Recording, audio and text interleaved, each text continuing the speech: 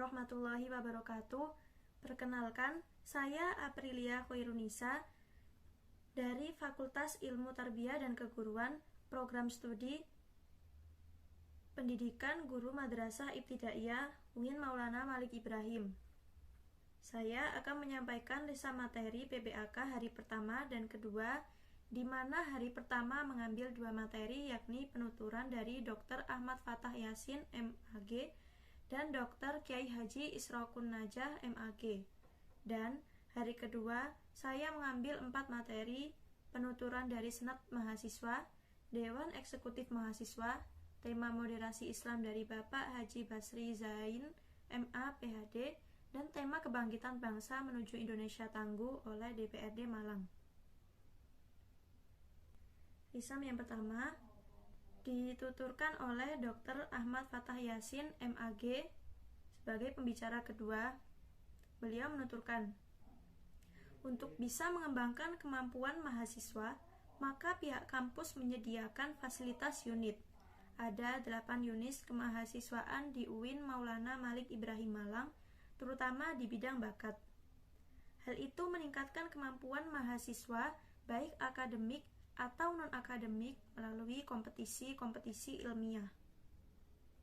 Mahasiswa harus aktif dan inovatif mengembangkan bakatnya. Informal biasanya bersifat bisa dikembangkan maksimal dari kemampuan islami. Harus selalu aktif mengikuti program kemahasiswaan, mengumpulkan SKKM atau Satuan Kumpulan Kegiatan Mahasiswa. Kampus tidak menuntut mahasiswa agar kutu buku saja, namun harus mengembangkan bakat pula. Artinya tidak harus menjadi pintar akademik, namun harus aktif mengembangkan bakatnya agar memiliki skill yang mendukung prestasinya. Mahasiswa harus berpikir ilmiah yang hakikatnya berpikir dengan dilandasi ilmu pengetahuan, baik ilmu pengetahuan umum maupun keagamaan. Notabene-nya, kampus UIN Maulana Malik Ibrahim dilandasi keagamaan yang membedakan kampus ini dengan kampus lainnya di bawah naungan Kementerian Agama. Visi, misi, tujuan dan niat utama adalah menegakkan agama Islam, melanjutkan perjuangan Rasulullah SAW. Selain berpikir ilmiah, kita juga harus berpikir dan berperilaku positif. Bukan hanya berpikir saja, namun harus bertindak yang positif pula. Hal tersebut dimaksudkan agar terdapat pengamalan dari ilmu-ilmu yang telah dipelajari supaya bermanfaat bagi diri sendiri maupun orang lain. Risam yang kedua, di hari pertama, saya akan menyampaikan penuturan dari Dr. Kiai Haji Isrokun Najah, MAG, selaku pembicara keempat. Beliau menuturkan, peminat kampus UIN Maulana Malik Ibrahim Malang tahun ini ada 78.430 calon mahasiswa. Yang lolos diterima hanya 3.751, dan harusnya kita yang lolos dan mengikuti PBAK bersyukur dan semaksimal mungkin mengerjakan tugas yang diberikan. Sasaran strategis UIN Maulana Malik Ibrahim Malang yang dipaparkan Bapak Kiai Haji Isrokun Najah sebagai Wakil Rektor Bidang Kerjasama dan Kelembagaan, yakni 1. Pengakuan dan reputasi internasional yang diminati negara-negara sahabat, dan tercatat ada 9 orang dari 10 negara sahabat yang menjadi mahasiswa di kampus ini. Peningkatan kerjasama antar institusi, baik perguruan tinggi, industri, lembaga publik, dan lembaga sosial kemasyarakatan. Terkait kerjasama institusi tersebut, kampus UIN Maulana Malik Ibrahim Malang masuk salah satu kategori 10 kampus terbaik dari perguruan tinggi nasional dan internasional. Kedua, kerjasama yang dibangun minimal 5 industri besar multinasional dalam rangka peningkatan pendidikan mahasiswa, sehingga kampus Maulana Malik Ibrahim Malang diberi kesempatan menitipkan mahasiswanya magang di perusahaan multinasional yang apabila sudah lulus akan mendapatkan lapangan kerja. Kampus ini juga bekerja sama dengan perusahaan multilateral seperti IDT, Robitoh Alal Islamiyah, SFB, dan lain-lain. Dalam rangka memperkuat posisi kelembagaan dalam waktu dekat ini, pembangunan kampus 3 mendapat support dari SFB, yaitu Saudia Fund Department untuk Ma'had dan ruangan kelas untuk Fakultas Teknik. Juga melakukan kerjasama dengan universitas yang sudah berhasil menerapkan Smart University dan universitas luar negeri juga. Kerjasama dengan investor agar menambah aset universitas. Secara kelembagaan, UIN termasuk kampus pendidikan unggul setelah 2 kali mendapat akreditasi A, setidaknya 80% pada Fakultas Pertanian, Perikanan, dan Peternakan, didukung oleh Bupati Malang yang alumni UIN Maulana Malik Ibrahim Malang dengan menghibahkan tanah di kawasan Malang Selatan dan menjadi Fakultas 4. Secara kelembagaan, kampus UIN Maulana Malik Ibrahim juga telah menyiapkan menjadi kampus PTMBA, yakni Perguruan Negeri Berbadan Hukum. Artinya, kampus ini diberi kesempatan untuk mengelola kampus secara mandiri, mengembangkan usaha, dan menjalankan operasionalnya sendiri tanpa ketergantungan dari pemerintah. Dilanjut dengan penuturan dari Dewan Eksekutif Mahasiswa pada PPAK hari kedua. Beliau menuturkan, jadi fungsi universitas itu sendiri adalah sebagai pelaksana program kemahasiswaan, bahwa kampus ini berada di bawah naungan Kemendikbud menggunakan nama Dewan Eksekutif Mahasiswa.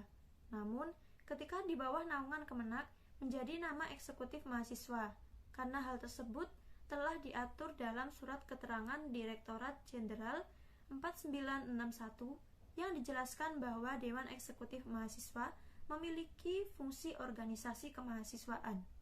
Yang kedua, sebagai lembaga yang mengkoordinasikan instruksi pelaksanaan kegiatan kemahasiswaan, organisasi intra-jurusan atau himpunan mahasiswa prodi. Tugas dari Dewan Eksekutif Mahasiswa Universitas yaitu yang pertama adalah melaksanakan program kerja organisasi yang sudah disiapkan Senat Mahasiswa. Yang kedua, mengkomunikasikan dan menginformasikan kegiatan kemahasiswaan di tingkat universitas. Dan yang terakhir adalah melaksanakan kegiatan kemahasiswaan. Jadi, Dewan ini ada yang mengkoordinasikan dan mensinkronasikan antara kemahasiswaan yang ada di dalam universitas dengan wakil rektor 3. Yang kedua, untuk menciptakan program-program kerja sebagai media, menyediakan wadah untuk mahasiswa di universitas. Terkait dengan kegiatan kemahasiswaan ini, tidak mungkin bisa melaksanakan sendiri. Harus ada beberapa kementerian menjabarkan keinginan kita di Dewan Eksekutif Mahasiswa. Terdapat beberapa kementerian di kampus ini. Yang pertama, Kementerian Dalam Negeri, yang nantinya akan mengkoordinasikan atau mengkomunikasikan di lingkungan internal Universitas UIN Maulana Malik Ibrahim sendiri. Untuk gerak langkah ke eksternal, mereka punya Kementerian Luar Negeri yang akan mengkomunikasikan lembaga-lembaga di UIN Malang dengan lembaga di luar UIN Malang, sehingga mereka tidak hanya buat secara internal, tapi untuk memperkuat juga secara eksternal seperti itu. Selanjutnya, Kementerian Sosial, Hukum, dan Politik. Lebih kepada kajian terkait isu-isu yang berkaitan dengan sosial, hukum, dan politik. Lalu, Kementerian Agama dalam bentuk mereka berkolaborasi sebagai kampus yang ulul albab, ada dengan integrasi keilmuan antara sains dengan agama menjadi kekuatan mahasiswa UIN Maulana Malik Ibrahim Malang. Pengembangan dan kreativitas tentu kita tetap koordinasi antar kementerian untuk mendukung beberapa program-program kerja yang dicanangkan oleh Dewan Eksekutif Mahasiswa sendiri agar menjadi satu kesatuan yang utuh. Pengembangan kita terus memberikan support kepada mahasiswa yang bergabung untuk periode 2021 sehingga melakukan beberapa langkah kreativitas untuk mewujudkan apa yang dicita-citakan oleh bersama. Yang terakhir, Kementerian Komunikasi yang lebih ke publikasi beberapa kegiatan-kegiatan yang telah ataupun yang akan dilaksanakan oleh Dewan Eksekutif Mahasiswa Universitas. Selanjutnya, saya akan menyampaikan PBAK hari kedua dari SEMA. Beliau menuturkan, Senat Mahasiswa adalah organisasi mahasiswa UIN Maulana Malik Ibrahim Malang yang berperan sebagai lembaga legislatif yang mengkoordinasi alur UGM dan HMJ UIN Maulana Malik Ibrahim Malang.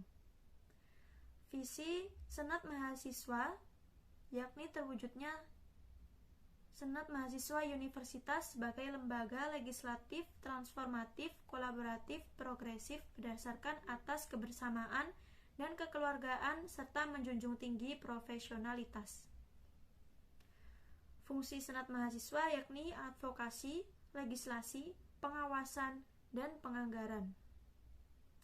Tugas Senat Mahasiswa yaitu mengawasi dan mengontrol Dewan Mahasiswa UIN Maulana Malik Ibrahim Malang, memberikan persetujuan setiap kegiatan yang akan dilaksanakan oleh DEMA, memberikan pengesahan setiap laporan pertanggungjawaban setelah dilaksanakan oleh DEMA.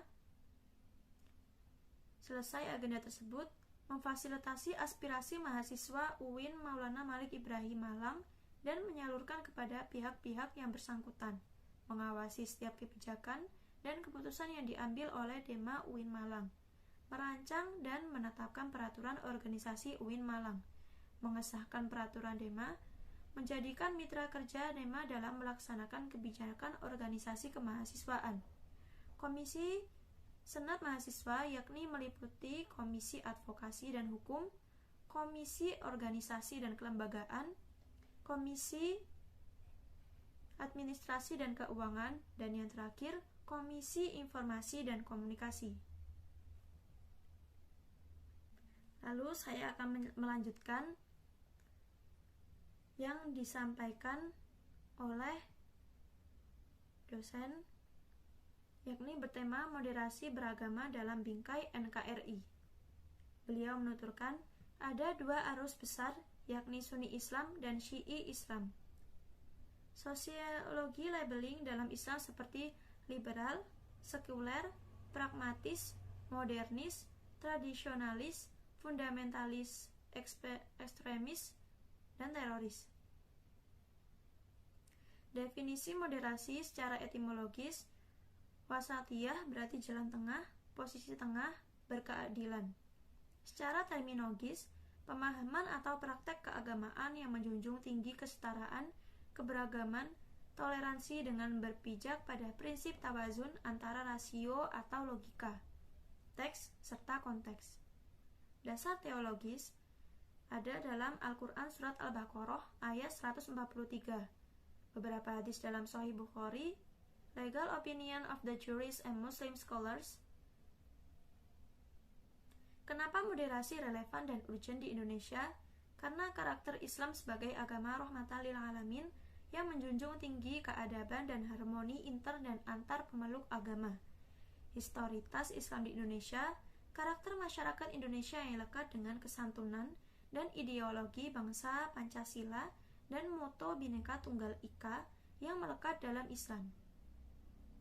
Isu-isu politik yang terkait dengan Timur Tengah dan politik global secara langsung atau tidak dapat mempengaruhi pemahaman dan sikap keberagaman masyarakat Indonesia serta mengganggu agenda moderasi Islam seperti konflik Palestina versus Israel, aliansi politik Arab-Amerika, political despotism and hypocrisy. Nah, peran mahasiswa dalam Islam yakni mahasiswa harus memerankan diri sebagai agent of change dalam menguatkan dan mendiseminasi agenda moderasi. Mahasiswa harus mengedepankan kepentingan kebangsaan dan keagamaan yang sesuai dengan prinsip moderasi. Mahasiswa UIN harus cerdas akademik, religius, dan berkebinekaan. Dan yang terakhir, saya mengambil dari tema Kebangkitan Bangsa Menuju Indonesia Tangguh oleh Bapak Muhammad Hasanuddin Wahid. terkait dengan kondisi negara yang pandemi mempengaruhi keadaan negeri yang dampaknya terhadap pandemi COVID-19, seperti turunnya pertumbuhan sektor ekonomi dengan melemahnya daya beli dan hilangnya pekerjaan. Di sektor pendidikan, dengan murid-murid yang putus sekolah dan harus bekerja, juga banyak terjadi kekerasan pada anak dan penurunan capaian belajar. Sektor sosial dengan meningkatnya angka kematian dan angka kriminalitas. Solusi kebijakan dari sektor pendidikan yakni dengan bantuan kuota, bantuan subsidi upah, bantuan UKT, dan lain sebagainya. Adapun kolaborasi yang membantu seperti kolaborasi hexahelix, yakni model kolaborasi masa depan yang mampu menaikkan kelas sektor ekonomi, pendidikan, dan sektor lainnya yang disemarakan oleh komunitas, ormas, pebisnis, pemerintah, akademis universitas, partai politik, dan media massa. Ada pula 3 kekuatan pengubah dunia, yakni kemajuan teknologi, agama, dan pasar. Ada pula cara yang dapat dilakukan mahasiswa Islam seperti di UIN ini, yakni dengan mencerdaskan, menyiapkan diri secara intelektual, menguatkan fondasi keagamaan, dan menyiapkan berbagai keahlian generasi muda.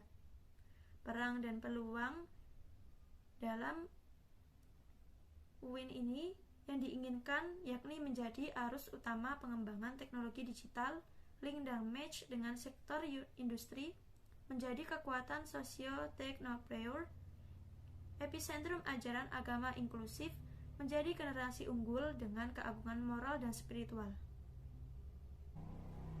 Sekian risa materi dari PBAK hari pertama dan hari kedua. Dari saya, Aprilia Khairunisa. Apabila banyak kekurangan, saya mohon maaf. Wabillahi taufiq wal hidayah. Wassalamualaikum warahmatullahi wabarakatuh.